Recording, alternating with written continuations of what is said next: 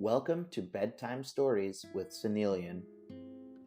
If you enjoy the podcast, don't forget to subscribe, like, and share with all your friends and family, or on social media. If you have any requests for stories that you would like to hear on this podcast, feel free to send me a message. Now I'd like you to get into a comfortable position. Lie down in bed or sit in your sofa and let go of all the stresses of the day. Let's relax, breathe, and enjoy tonight's story.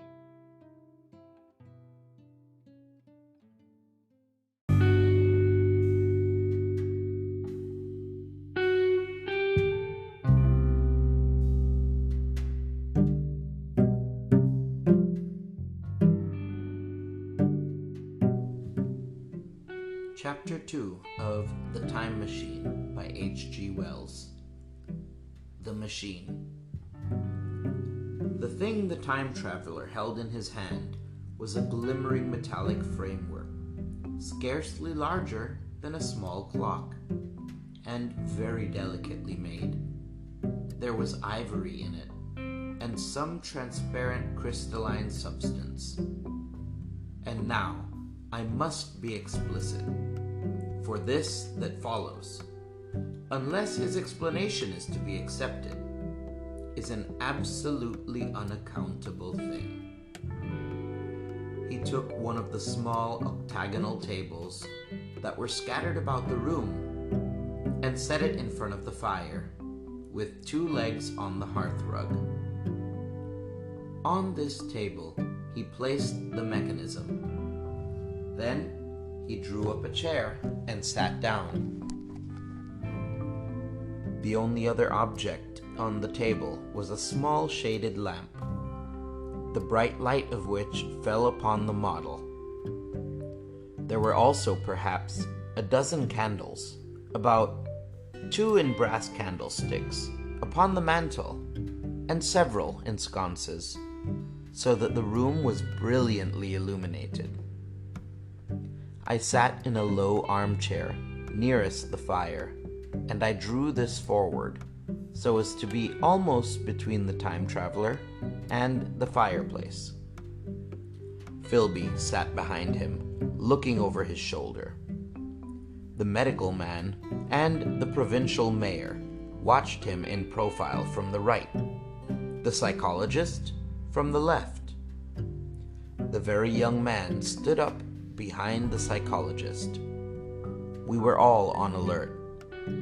It appears incredible to me that any kind of trick, however subtly conceived and however adroitly done, could have been played upon us under these conditions.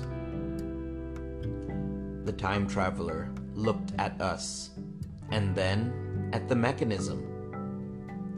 "Well," said the psychologist.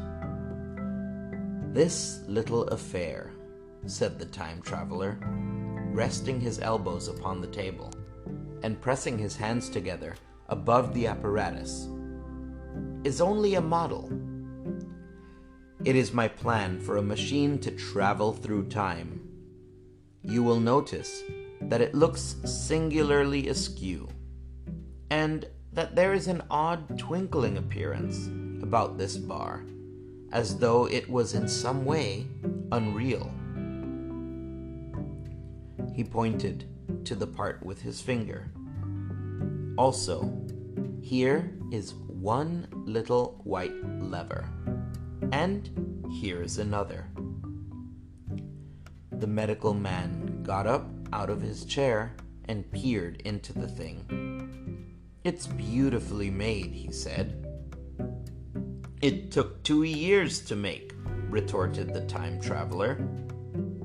Then, when we had all imitated the action of the medical man, he said, "Now I want you to clearly understand that this lever, being pressed over, sends the machine gliding into the future, and this other reverses the motion. This saddle represents the seat of a time traveler, Presently, I am going to press the lever, and off the machine will go. It will vanish, pass into future time, and disappear. Have a good look at the thing. Look at the table too, and satisfy yourselves there is no trickery. I don't want to waste this model and then be told I'm a quack.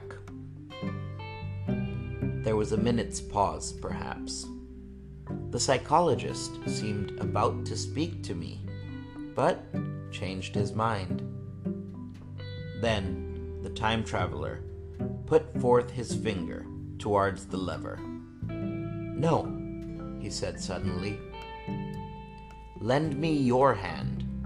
And turning to the psychologist, he took that individual's hand in his own and told him to put out his forefinger, so that it was the psychologist himself who sent forth the model time machine on its interminable voyage. We all saw the lever turn. I am absolutely certain there was no trickery. There was a breath of wind, and the lamp flame jumped. One of the candles on the mantel was blown out, and the little machine suddenly swung round, became indistinct, was seen as a ghost for perhaps a second, as an eddy of faintly glittering brass and ivory, and it was gone, vanished. Save for the lamp, the table was bare. Everyone was silent for a minute. Then Philby said he was damned. The psychologist recovered from his stupor and suddenly looked under the table. At that, the time traveler laughed cheerfully. "Well?" he said, with a reminiscence of the psychologist. Then, getting up, he went to the tobacco jar on the mantel, and with his back to us, began to fill his pipe. We stared at each other. "Look here," said the medical man. "Are you in earnest about this? Do you seriously believe that that machine has traveled into time?" "Certainly," said the time traveler, stooping to light a spill at the fire.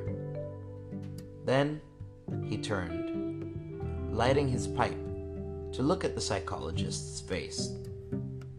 The psychologist, to show that he was not unhinged, helped himself to a cigar and tried to light it uncut. "What is more, I have a big machine, nearly finished, in there." He indicated the laboratory. "And when that is together, I mean to have a journey on my own account."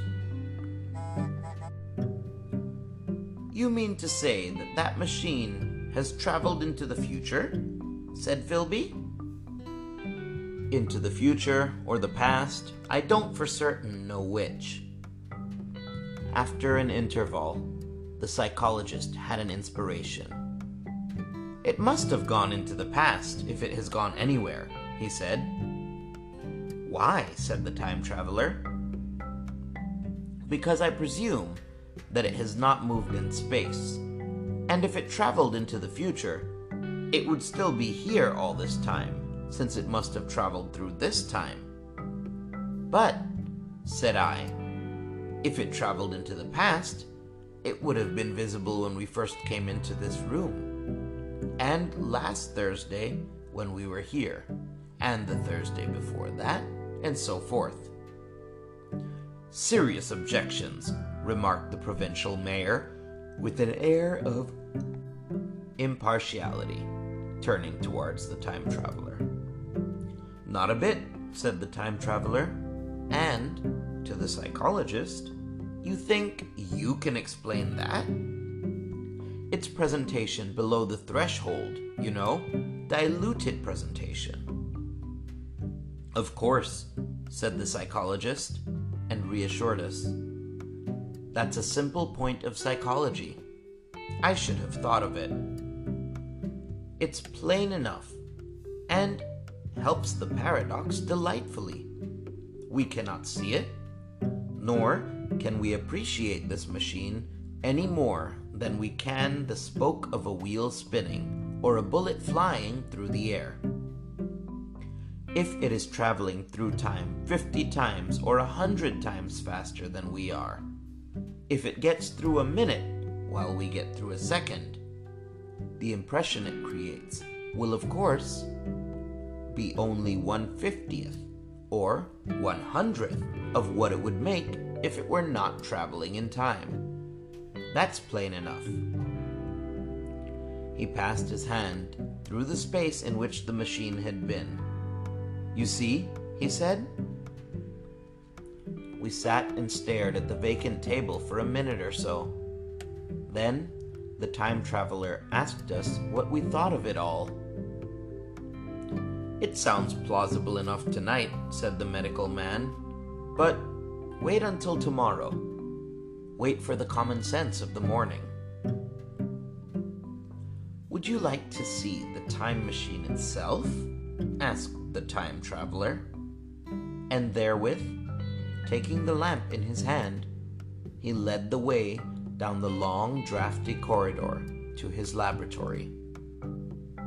I remember vividly the flickering light, his queer, broad head in silhouette, the dance of the shadows, how we all followed him, puzzled but incredulous, and how there, in the laboratory, we beheld a larger edition of the little mechanism which we had seen vanish from before our very eyes. Parts were of nickel, parts of ivory. Parts had certainly been filed or sawn out of rock crystal. The thing was generally complete, but the twisted crystalline bars lay unfinished upon the bench beside some sheets of drawings. And I took one up for a better look at it. Quartz, it seemed to be. Look here, said the medical man. Are you perfectly serious? Or is this a trick, like that ghost you showed us last Christmas? Upon that machine, said the time traveler, holding the lamp aloft, I intend to explore time. Is that plain? I was never more serious in my life. None of us quite knew how to take it. I caught Philby's eye over the shoulder of the medical man, and he winked at me solemnly. That's the end of chapter 2. See you when we resume in chapter 3. The time traveler returns.